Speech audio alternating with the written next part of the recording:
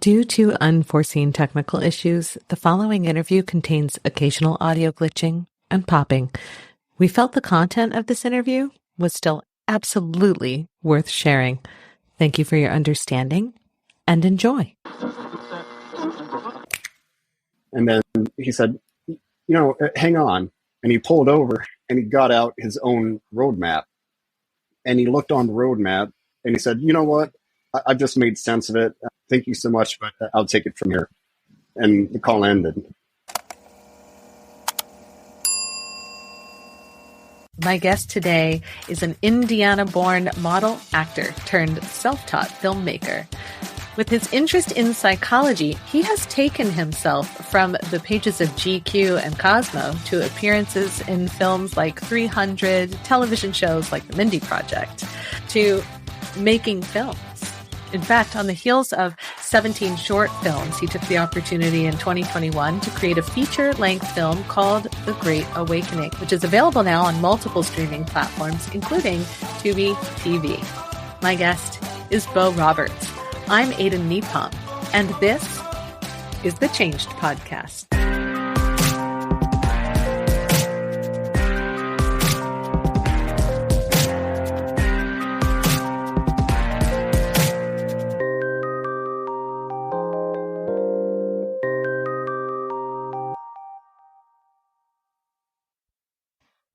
This is episode 52 of the Changed Podcast. Here's Beau's story. This story actually is, basically a way that I honor my late grandfather. He was a traveling businessman his entire life. The moment I got involved in print modeling, immediately, he didn't, really ask too many specifics, but he kept telling me, you have to learn how to sell yourself. Like, when you walk in the room, you are the product. You have to make sense of who are you talking to and how do you have to tailor your message to this potential customer that's, going to do the shoots or commercial or whatever. And he kept saying it. And when I began going to acting school, he said, I'm sure you're probably not going to be the only guy in Los Angeles that has 8-pack abs and a good jawline. So what's that special ingredient you bring to the table that's going to separate you from the pack? And everything he said is, you have to go out and you have to make it happen. You have to find a way to make it happen, because the way you think is going to go down isn't how it happens themselves. It's a lot more convoluted than what people think. He wound up passing away probably 3 to 4 years ago. And it was right at this time when I fired my agents, managers, and stuff like that, because, I was holding up my end of the bargain, working hard. I would have a voice coach for accent training or reduction, and still going to the gym, still going to acting school, and, just doing everything. So they had everything they had to work with. And I was just fed up with, kind of the lack of progress that I was making. So I'm like, you know what, I'm just going to, cancel everything, start fresh. And it was right at the time that he passed away. And then shortly after that, that's when COVID came on. Going through COVID, I, shot like this short web series and began polishing scripts that I've been not really paying attention to and, completing like I should have. And then I began thinking about like, okay, this is that moment of potential change for me. Are you doing what you want to do in life? Are you sure? Are you positive? Because it's a long, hard road. And I said yes to everything, that I am still in Los Angeles and I'm here to do what I want to do, which is have a creative career. And so that's what pushed me to saying, okay, go all in, upgrade your lights, upgrade your camera. And it was interesting because my grandfather, being a traveling salesman, he would drive a car for like 6 years, 6 or 7 years, and then he would park it over at my mom's. And then if somebody needs it for whatever reason, it's there to be driven, because my pickup truck was on street parking and it got absolutely destroyed by somebody that crashed into it. I flew back to Indiana, got the car, came back to California. So I had the car that he drove off the lot. And the same day that I actually put the full amount down to purchase this camera, the red Komodo. But the day that I went from being on the early list to actually paying it, I'm driving home and I started hearing his voice. And I'm driving home and somehow an old conversation got saved when he called OnStar. And he was like, yeah, I'm needing directions. And I'm driving down this road and it's like I'm up in the hills in this windy and I'm just trying to make sense of where to go. And the OnStar was like, sure, so you should be coming up here and you have to do this. And he's like, no, I'm not seeing it. And then he said, hang on. And he pulled over and he got out his own road map. And he looked on the road map and he said, you know what? I've just made sense of it. Thank you so much, but I'll take it from here. And the call ended. When that happened, that's when I was like, you know what? That says everything, because I would try as hard as I can, train, go to school, do the things I'm supposed to do. But at the end of the day, I would put my career in somebody else's hands that, they're trying and they may really believe in me, but they're not going to care as much as I do about my own career. So that's when I'm like, I'm done playing this waiting game and being polite and waiting on the phone to ring. I'm just going to blast off and do my own thing. I'm going to make it happen. So it was, just so odd that the same day that, I dropped thousands and thousands of dollars on a camera to advance my career, literally some weird pre-recorded conversation from my late grandfather, the one that's been telling me, make it happen. You have to make sense of how to sell yourself. So for me now, I have the camera and I have lights and I direct my first feature. But when I'm not developing my next project, like, if I'm writing, maybe I take 2 weeks and I'll go work as a BP on somebody else's project or a camera op. And, I have the gear, which all of a sudden, I'm not just a camera guy. I'm a camera guy that has plenty of gear. All of a sudden, that's that special ingredient separating me from the group. So everything he has been telling me for so long, I'm like, it finally made sense. Sadly, it's after he passed away, but he found a way back into the car that day to remind me one more time. So that would be one thing that definitely changed me. Up next, my interview with Beau Roberts. In this conversation, we talk about his film, The Great Awakening. We also talk about what it's like to go from being in front of the camera as a model and an actor to behind the camera as a director and filmmaker. We discuss, of course, his thoughts on change and his own changing perspective as a result of previous work done, for example, as a corrections officer. Bet you didn't know that about Beau. That much and more coming up right now. Welcome to the Changed Podcast, Beau. Thank you so much for having me. How are you? I'm doing really well. Thanks for asking. How are you? Can't complain. I'm happy. Good. Well, you went from modeling and acting to being behind the camera. That's a big change in and of itself. But before we get there, I thought maybe we could actually talk just a little bit about The Great Awakening, which is it's an interesting title choice. Can you talk just a little bit about that? The Great Awakening to me is a very apropos movie to talk about on the Changed podcast. It's my version of a COVID movie. And the way I came up with the idea was I got to this launching point because I view 2020 as a period of transition for everybody on a litany of skills, large and small. And I was talking to my wife about just blasting off and shooting a full-length movie. And she said, I love it. That's a great idea. Just don't do it about COVID, because that's what every low-budget movie is going to be for the next 5 years. So I'm like, okay, got it. So I'm going to make a movie about COVID.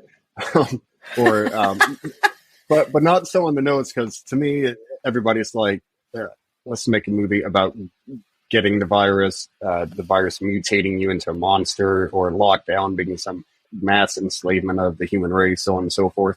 To me, I watched a documentary called Nightmares in Red, White, and Blue, and it basically plots in chronological order, and you have like George A. Romero, Wes Craven, all of these icons of horror movies explaining how they felt in society and how the movies replicated it. So, for instance, the 50s, post-World War II, a lot of horror movies had an apocalyptic atomic bomb theory to it.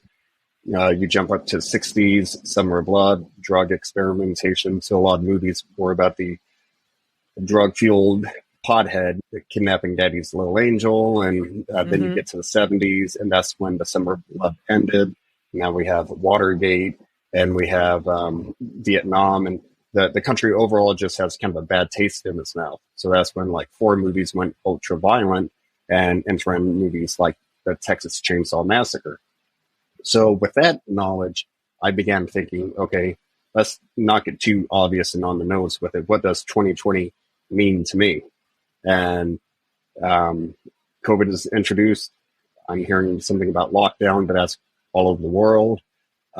Murder hornets are on the news for some reason, and I don't remember what happens to that. But then the CIA released over 10,000 documents confirming interactions with UFOs. We had a very turbulent election year. I'm like, what's next? Because I have no idea. So for me, 2020 could be summarized with one word, being uncertainty. So that's the structure of my COVID movie, is playing on the emotion of uncertainty. So as you watch it, things happen the way they're meant to, but but there's something odd about it, something you're not going to expect to have happen. And that was basically how that storyline really came to be. Yeah, so I watched it in prep for our conversation, and I would not describe it as a specifically COVID movie, though it is specifically placed within that time period with all of that stimulus. It's definitely a very specifically psychological horror or psychological thriller. It's placed in, I don't want to give it like everything away, but like you really see one character's particular journey. And that question, that dangling question of what is reality now, I think, is sort of what I took away from it. How did you land on Great Awakening as the title? I have heard the term Great Awakening refer to many things, specifically in the past couple of years. This idea that people, I want to say a lot of folks who followed Q, like I feel like I heard a lot of those folks using the term Great Awakening, talking about like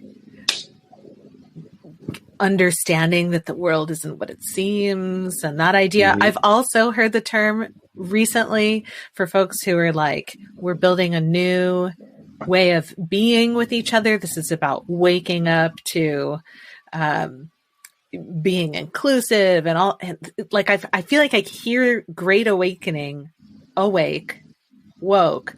I feel like I hear these terms thrown about to mean different things, but strongly, and then also equally weaponized against the other group who would be using the terms in a different way. What do you say to that?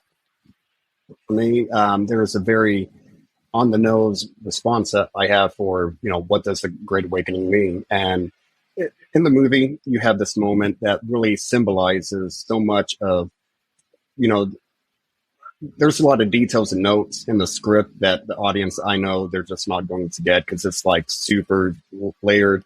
But yeah, so in the movie, you have this moment of the lead character going through a tunnel of light, and you see the light at the end of the tunnel. And I put that in there because I, had the thought, what does that mean? Well, two different people, nature and nurture, is heavily involved in this, but it can mean something different. So if you're religious, you think it's an interaction with God, going to heaven, so on and so forth. If you're agnostic and or spiritual, it would be astral projection, out of body experience. Or if you're atheist, not believing in God, that's where I just got pretty not generic, but generalized it with the science community. And in science, they say that when you have a near-death experience, blood begins draining from your brain.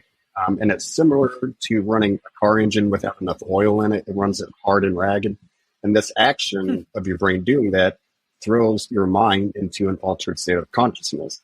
And now people who have come back from that, they've stated, they've seen this bright light, felt like they were flying through a tunnel. So for me, I'm like atheist, agnostic, and religious people are all experiencing the exact same thing, but they have an entirely different opinion of what it is. So to me, that's why the Great Awakening, it can mean so many things, which is why my my ending, which is I'm desperately trying to keep that ending hidden until people actually watch it. But I left it open-ended enough, but there are a couple of details to kind of, hammer down the point of kind of what it was. So, yeah. I'm also not going to give away the ending, but I really appreciated the ending. I felt like the journey the story took me on, I was like, okay, where is this going to go? And then I thought the ending really was a clever cap. I'll just say that. So because I also don't want to give it away. I think if folks want to, if listeners want to go watch it, they should watch it all the way to the end. It's an ending that I think is worth getting there for. Thank you. Yeah, for sure. I'm quite proud of it. I was wanting to cap it enough, but leave room for interpretations. Watch it, and then I want viewers, please, if you're watching, watch it, and then message me and tell me what you think it means and what it means to you. And let's talk about what it's like to go from being in front of the camera to being behind the camera. What's that like? Going from in front of the camera to behind the camera, to me, was a very enjoyable experience. From the moment I began modeling down in South Beach, Miami, that same month I moved there, I received a photography camera for my birthday and immediately got used to landscape photography. And then once I went up to Manhattan, and I lived there for about two and a half years, but I went to Europe for Fashion Week and wound up staying there for 3 months. And during that time, I'm being exposed to a lot of various types of people. So doing street photography, random people doing random things, I fell in love with it. So I began doing that, all the while modeling and going to acting school. And so like modeling, I knew that was the means to an end. I just kind of fell into it because, I came from being a diesel mechanic and law enforcement and a cage fighter. And now I'm putting on face cream every day. So I'm like, whatever. That is quite a list. Yeah, I'm like, I'll take and run with it. But, I'm like, but we don't stay young forever. Do you think having experience in front of the camera gives you helpful insight when you're stepping into a writer role or a director role? 100%. Working on camera has definitely helped me as a director, where, I know how it is to, really work on a script, and you're pretty intimate with the creators of it, and everybody's on the same page, and you walk on set and execute. But then I've also been the actor that you're just doing a job. So, you booked it, they email sides to you. You have 1 day to get off book, show up and go for it. So for me as a director, my ability to communicate with actors, I feel like has greatly improved, simply because I've been that person to where they walk in and they don't know anybody. Even if you're a super seasoned veteran actor, if you walk on set and you don't know anybody, it's not the best feeling. So for me to break the ice with certain people, and just kind of warm them up, but then also how to convey what what changes need to be made. So that was a definite plus going from in front of the camera to behind it.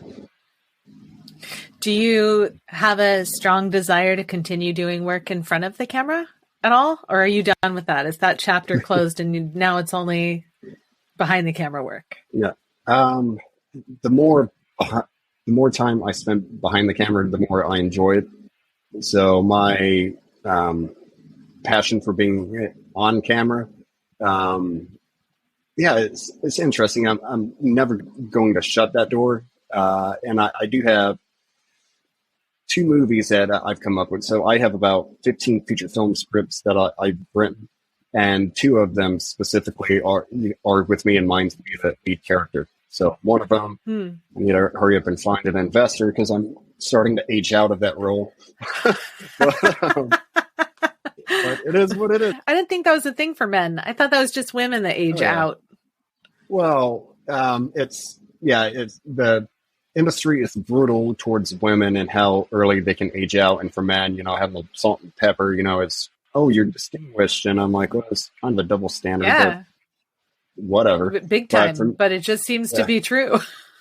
Yeah, it definitely is. So for me, though, aging out of that one role, it's something that I'm like, yeah, I would have to explain the idea off camera to you, and it wouldn't make sense. Just trust me on that. Okay, well, we'll talk. We'll just talk after I quit recording. It'll be our secret. I promise not to tell that, the interviewer confidentiality thing. Yeah. That famous confidentiality exchange.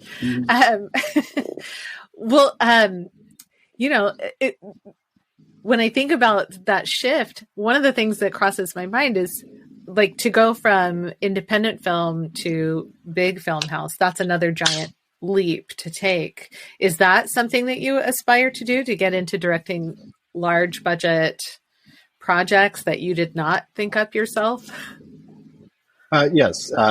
And specifically directing somebody else's projects, that is something I am very much looking forward to, because as a writer and creator, I'm very confident with my abilities to create. But to me, it seems fun. It's like there have been times that somebody would send me a short film script and I would read it, and my terms and conditions on if I want to direct it, I have a few hard lines of stuff I don't want to be attached to. But then more importantly, it's like, as I'm reading the script, am I watching the movie play in my head? Because if it's written in such a way that I'm like, oh, I'm already envisioning, I'm already seeing it happen, then I know exactly what to do with it.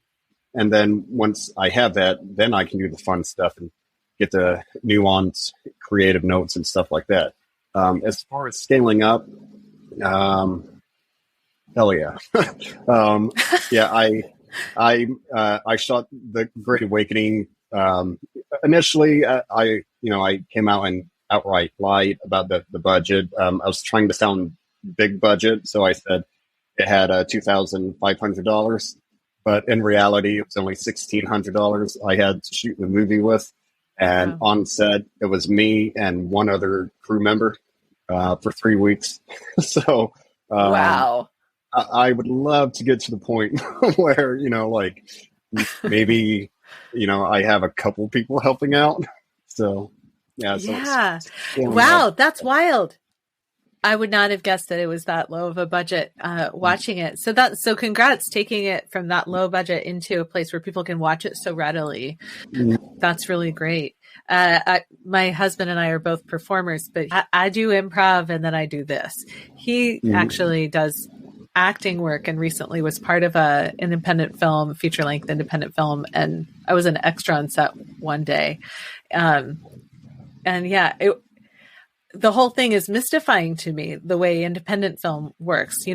Everyone thinks about movies and film as this extremely, you hear these numbers on the news, right? Like billions of dollars to create a Marvel movie, and then like $1 million contract disputes. And that's so far from actually the majority of movies being made. The majority of films, the stories that are being put out there are from independent artists, and it's hard to find access to them. So I'm really excited for you that your film is in a place where people can actually watch it. Thank you. Trying to thrive in the indie filmmaking world, it's always tough. It's very has a kill or be killed mentality at times to it. But one thing I have noticed is technology is really helping indie filmmakers really succeed to where all of a sudden for me, for $1,600, I have a red camera that's on the Netflix approved list, which means technically if Netflix likes the movie enough, they can pick it up because they have a pretty short list that has maybe 10 cameras. And if your camera is not on that list, Netflix won't even touch it. So for me, I'm just one guy. I have one crew member, but we're shooting a feature film. So all of a sudden, you don't have to be in Los Angeles to have a filmmaking career. And oddly enough, Kentucky, as of 2 months ago, they now have the highest tax incentive credit for filming in the entire country. Oh, so that's cool.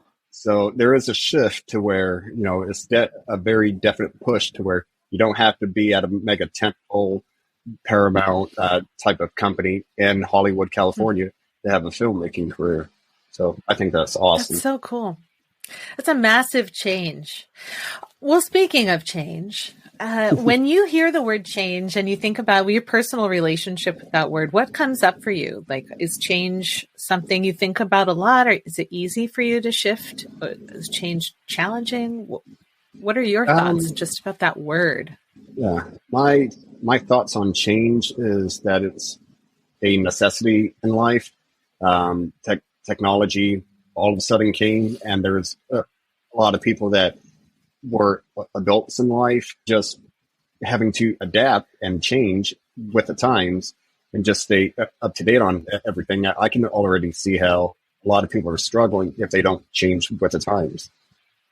Mm-hmm. Yeah, that's a great observation. Something I've been really intrigued with lately is how do people change their minds about something that they believe really strongly in? So, I know people who have abandoned their religious upbringing or likewise have converted to a particular religion after being raised secular, or have shifted to a different political party. And I'm totally intrigued by that. Like, how does that happen? How do you shift your beliefs? And I guess I'm curious, have you ever changed your mind about something really big? Changed my mind on a large scale? Not really. The core values and morals that I've had ever since, I was in 6th grade. It holds true with me today. So I haven't changed that much.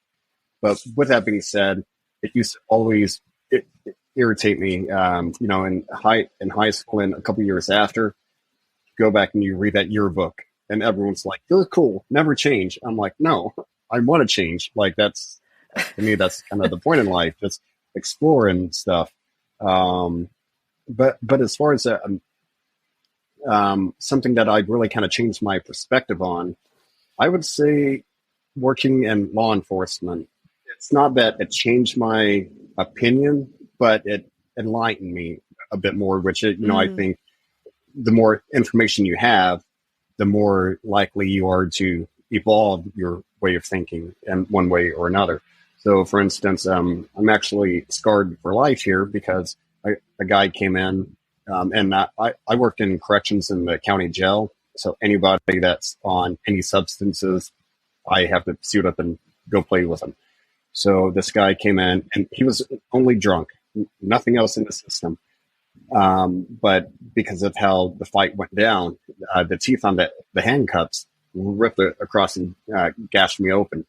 And, that's a reminder that I used to have to get physical and hands-on with somebody about once per night, Friday and Saturday, 2 to 3 times a night. But everybody that walked through the door, if they only had marijuana in their system, they're chill. They're like, you got me. Are we doing prints? Are we taking photos now? Can I have a sandwich? Like it's just so for me, growing up in the Midwest, it's a very conservative mindset. And I'm like, why is alcohol legal? And I'm constantly fighting people. But anybody that comes in with weed on them, they're like the most docile and chilled people. So that began really kind of, that was one way that it enlightened me. And then there was a second time that this guy got called down. He was being released finally, and I was walking him out, and he, was very tearful and emotional because he was about to meet his daughter for the first time because he had spent probably about 6 months being locked up. He's like, "Well, Roberts, might see you on the street, but I'm done with this stuff. I have daughter to look after now, so take care of yourself." So, we shook hands and off he went. And it was about maybe 5 months later, I looked up and here he comes walking in the front door. And I'm like, "Dude, what happened? Like, you said you're going to be on the straight and narrow and all of this stuff, and you have a daughter. Like, why are you back in here?" He's like, "Roberts, I tried, but my wife has a newborn baby girl and a grown man that she has to feed now because I was young and dumb, got involved with wrong people, and got a felony when I was 18 years old. Nobody's going to hire me." He said, "I gave myself 3 days to relax once I got out. After that, everywhere I could possibly put in a job application, being a janitor, being a garbage man, being a librarian." He said, I didn't care what it was. I needed employment.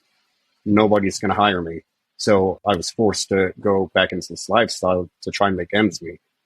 And hearing that story, and so that mixed with people coming in after smoking marijuana, like I'm 21 years old, so I'm still a very young man being exposed to this very blunt, raw type of life. So hearing him say that, I'm like, yeah, what do you do with that? So, that really, back to it, that didn't change my mind in a way, but it hit me like a ton of bricks when he really explained it, as I'm like patting him down. And it gave me a lot of information that helped further kind of the mentality I have. Thank you for those examples. I think that to me, the idea that your thinking was expanded is pretty profound in and of itself. It really shows how another person's experience can actually really overlap one's life. We don't, in fact, exist in little individual bubbles. Our lives intersect other people's lives all the time. So I think those are really interesting stories. Before you worked there, you said you had a pretty conservative upbringing. What did you think about people who end up in jail with a drug charge, specifically like a marijuana charge? Did you make assumptions about those people or no? Yes and no. For me, my mentality, which my parents are, I think, complete rock stars. They're, they don't have much tolerance for people who are lazy. Those are probably people that they don't get on well with. But as far as race, gender, sexual identity, what have you, like they're great. So for me, like I went into law enforcement with the understanding that my job is to keep the peace. That's just all I do. I'm not the judge, jury, definitely not the executioner. So I'm like, I'm just going to interact with these people and just see what it is. Because, like I've dealt with, that guy who took so much pride and now he's a father and he wants to be on the straight and narrow, but he was caught up on drug charges. But then I've dealt with, the jackass that keeps running his mouth and is being very disrespectful. And, him, I'm like, yeah, you're just a punk. So, it's like, okay, you're a drug dealer, but two very, I would say you're a good guy that's kind of doing, bad or wrong things. There are the stories that we want to tell that come to mind. And then there are the stories that surprise us. They're like just part of our makeup. We're like, well, let me give you an example. We tell those stories. So I think it's cool to get both. Sure. Yeah, so my story about chains, just so odd that the same day that, I dropped thousands and thousands of dollars on a camera to advance my career, literally some weird pre-recorded conversation from my late grandfather. So everything he has been telling me for so long, I'm like, it finally made sense. Sadly, it's after he passed away, but he found a way back into the car that day to remind me one more time. I can just picture you in that car driving, and then that initially the like, what's happening when you hear that voice? And then he ends up following his own roadmap, and that's exactly what you're doing. That's really incredible. Do you believe in ghosts? Yes and no. Like, it's very interesting to where I think that there is a residual energy, or that's something to where I've had several interactions, and a couple of them had plenty of witnesses. So it's something that I can't really make sense of. But yeah, there was stuff happening to where, like for instance, I was dating a girl in Indiana. We were both in my basement. She had 10 of her friends with her. They were about to throw a surprise birthday party for their friend that was coming over for a movie night. And Erin was leaning on the downstairs closet door and talking, and she was mid-sentence, so like 10 people had eyes on her. All of a sudden, something inside the closet hit the door so hard, her entire body came up and went back. Yeah, and then we opened the closet. The only thing tall enough to even tip over was a broom that was 6 feet away, leaning on the far side of the wall. And then you had like a couple 2x2 moving boxes. Nothing in there had the ability to fall over, much less generate that type of force to take a human being and push them off. So, like I've had stuff like that happen. I'm like, I don't know what to do with that. Whoa. Yeah. Whoa. That's wild. Yeah. Here's a fun fact about me is everywhere I go where somebody has had a supernatural experience, when I show up, those experiences stop happening. They just stop happening by the nature of me being there. Oh, so are you? So I don't know. I hope this doesn't ruin it for you. I mean, I'm not physically there, so maybe you'll still get to have these. Yeah, because to me, like, I'm into it because, some people you meet and you don't know why, you just want to hug and kiss them. Other people, you don't know why, you just want to smack them in the mouth. But then 5 seconds, there's like, there's something going on here. For me, it's the same way with these type of experiences to where, like, if I'm sitting here and all of a sudden, if, my hair stands up and if I go on high alert defense mode, I'm like, there's something that just came around that's, putting my body into that. But like, I don't know, I'm playing Xbox with my buddies and my dog's passed out next to me. I'm not like, playing a Ouija board by candlelight, like scaring myself or anything. Sure. So when that happens, I've learned that you have to be very direct and say that you're not welcome. I want you to leave immediately and say it with, some gumption about it. But other times I'm like, I kind of feel like I'm being watched, but I'm like, but I'm not really on edge. So it's all good. Whoa, Bo, model, actor, filmmaker, psychic medium. I'm just throwing it out there. Might end up having a new show on A&E this fall. Yeah. What do you think your grandfather would have to say to you now that you are bringing that special sauce. You're following your own roadmap. What do you think he would have to offer you now? Because based on what you've told me, I'm guessing he'd still want to impart some wisdom. Well, it's a really fantastic question. Not something I've honestly really thought of, just because, that was that one thing he was wanting me to get through my skull. And he had to do it post-mortem. So he made sure, I got that. But what else he would want? I